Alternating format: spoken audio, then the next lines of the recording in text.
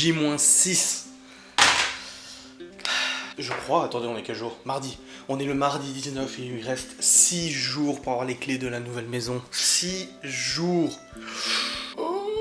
Et du coup, je me suis dit, bah, je vais en faire une vidéo parce que hier, avec Maëva, on s'est tout planifié, du coup, les travaux, qu'est-ce qu'on allait faire, quand est-ce qu'on allait y aller, etc. Vu qu'on avait les clés à partir du lundi 25. On a trop hâte, on a vraiment trop hâte. Et vu qu'on n'en parle pas forcément dans les vlogs de Maëva, qu'on n'en parle pas forcément dans mes vlogs, etc., je me suis dit, bah, je vais en faire une vidéo facecam où je vais raconter quels sont les projets. Vu le nombre de personnes qui ont regardé la vidéo sur les anecdotes de la maison, je me suis dit, putain Adrien, ça fait du fric, fais des vidéos sur ce sujet. Non, honnêtement, vous êtes nombreux à avoir regardé. Oui, ça fait de l'argent. En même temps, je monte pas des vidéos pour rien. J'espère que vous m'entendez parce qu'en fait, le micro, je peux pas le monter. Il est juste là. Et du coup, j'espère que ça capte bien. Bref, je me suis dit, ça intéresse les gens, ça m'intéresse d'en parler. Je vais vous raconter le planning du coup qu'il va y avoir jusqu'au 6 avril, le jour du déménagement. J'ai le planning qui est là-bas, donc si je regarde là-bas, c'est uniquement, pas pour danser, mais pour pouvoir regarder du coup où on en est. On a les clés le 25 mars 2019. On a rendez-vous du coup à 10h30 pour récupérer les saintes clés, faire les changements d'abonnement parce que du coup on va switcher l'abonnement téléphonique, on va switcher l'abonnement électricité, gaz, etc. On le fait avec le propriétaire et ensuite on récupère le Saint Graal, les saintes clés. Et on peut passer à la mise en place du coup du déménagement. Ce qu'on a prévu de faire le 25 mars, c'est récupérer remise des clés, j'ai vu c'est marqué là-bas, remise des clés, et on va amener des choses. Voilà, de toute façon on va blinder les bagnoles, on va amener des trucs comme on peut. Si la DS est réparée d'ici là, on aura la DS 3008. On dépose tout, et ce jour-là, on n'a pas prévu beaucoup de choses, à part justement mettre en place 2-3 trucs. On va s'installer, on va sûrement faire quelques courses pour pouvoir remplir le frigo, pour avoir assez, parce qu'on va sûrement manger tous les midis dans cette maison. Oh, j'ai eu peur, j'ai cru que ça enregistrait pas. Bref, le lundi, c'est vraiment la mise en place.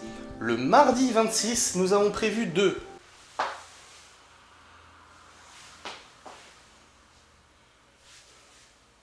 faire la chambre des garçons. Maëva va peindre un mur qui est actuellement en brun, je crois, je sais plus. Il y a un mur qu'il faut peindre en bleu, donc elle va faire une première couche imprimeur, ensuite elle va faire la couche de blanc. On doit enlever une laie de tapisserie d'un papier peint que le propriétaire avait mis avec une tête de chinoise dessus, je sais pas trop quoi, truc asiatique, on va l'enlever. On verra l'état du mur après s'il y a besoin de repeindre tout le mur, mais on le fera.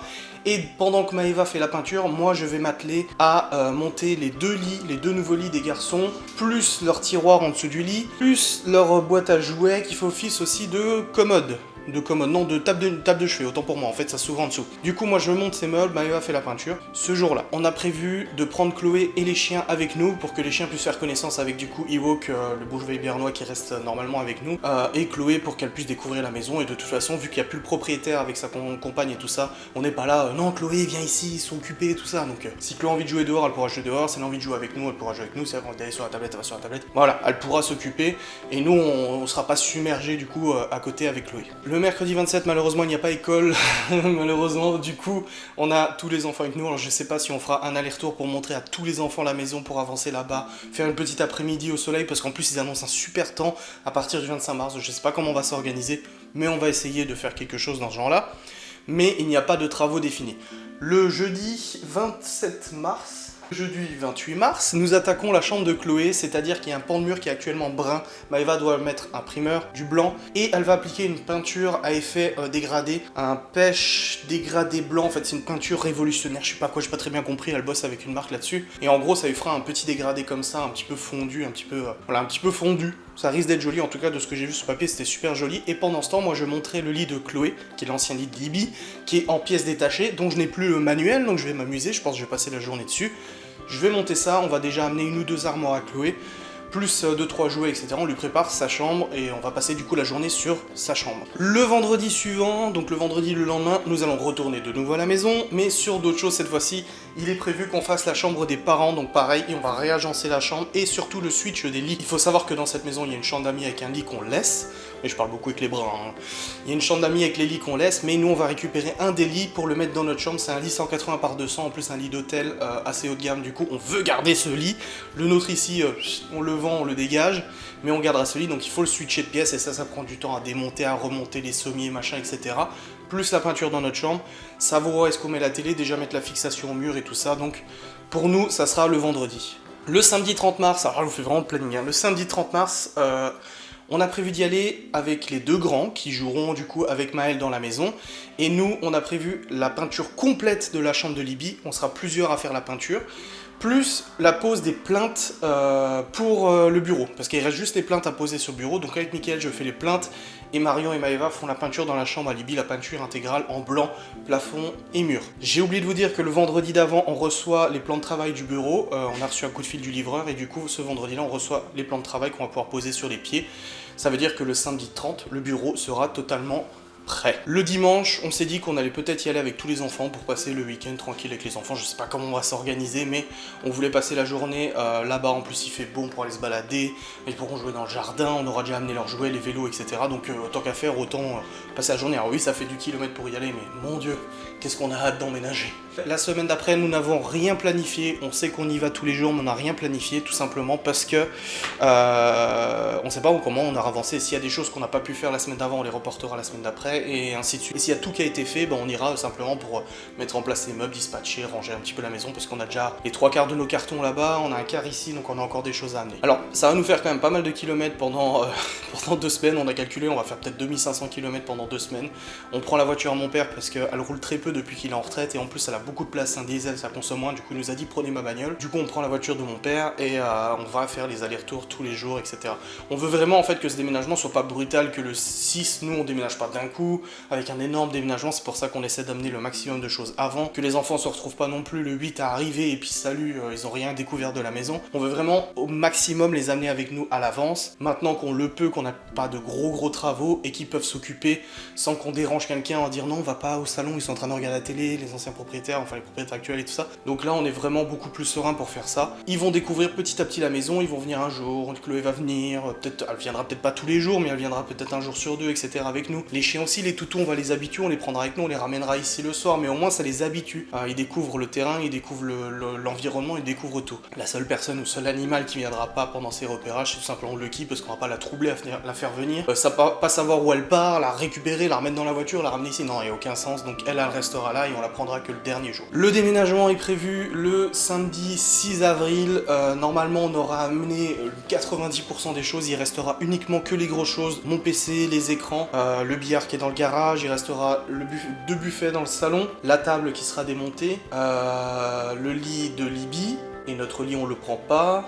Notre armoire et nos commodes aussi, la commode des garçons. En gros, on a pris un 30 mètres cubes, ou ouais, il me semble 30 mètres cubes, je crois. Bref, on a pris un gros camion un peu plus gros qu'on pouvait, et je pense qu'un seul voyage suffira. Au début, on s'est dit 2 voyages, et c'était assez short, il fallait qu'on reparte tout de suite à 13h et tout. Et je pense qu'un seul voyage suffira. Peut-être je me trompe, je sais pas. Mais à mon avis, ça devrait aller. Et pour ce déménagement, il est prévu qu'on soit 8. Pour nous, c'est beaucoup 8, parce qu'on n'a jamais eu l'habitude d'avoir autant de personnes qui nous aidaient à déménager. D'habitude, on était 1, 2, 3. Je sais que plusieurs fois avec Maëva, qu'on a déménagé à 500 km, qu'on était là-bas, son père venait nous aider, mais c'était assez limité, c'était 1 ou 2 heures, pas plus, parce qu'il était occupé.